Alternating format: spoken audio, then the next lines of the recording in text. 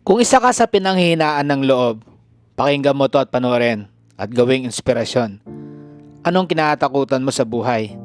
Lahat tayo ay panandalian lamang dito sa mundong walang kasiguraduhan ng bukas. Kaya huwag mong hayaang matali ka sa takot at pangamba. Mabuhay ka ayon sa kaligayahan mo at hindi sa opinyon ng iba.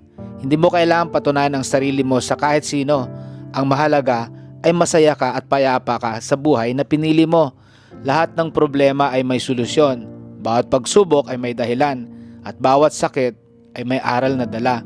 Huwag mong hayaang lamunin ka ng lungkot o mawalan ng pag-asa. Lagi mong tandaan, habang may buhay, may pag-asa. Ang lahat ng pinagdadaanan mo ay lilipas din. Huwag kang mapako sa isang sitwasyon na parang wala ng paraan. Kailangan mo lang lumaban at magtiwala. Huwag mong sasambahin ang material na bagay dito sa mundo dahil lahat ng iyan ay mawawala rin balang araw. Ang tunay na kayamanan ay nasa pagmamahal, respeto at malasakit ng mga taong tunay na nagmamahal sa iyo. Pahalagahan mo sila, iparamdam mong mahalaga sila sa iyo at ipakita mong hindi mo sila pinapabayaan. Enjoyin mo ang buhay mo dahil ito ay napakaikli lamang. Tumawa ka, umiyak kung kinakailangan. Subukan ang mga bagong bagay, mahalin mo ng buong puso at huwag matakot mabigo.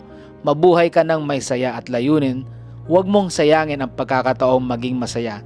Dahil sa huli, ang mga alaala at pagmamahal ang tanging tunay na maiwan sa atin.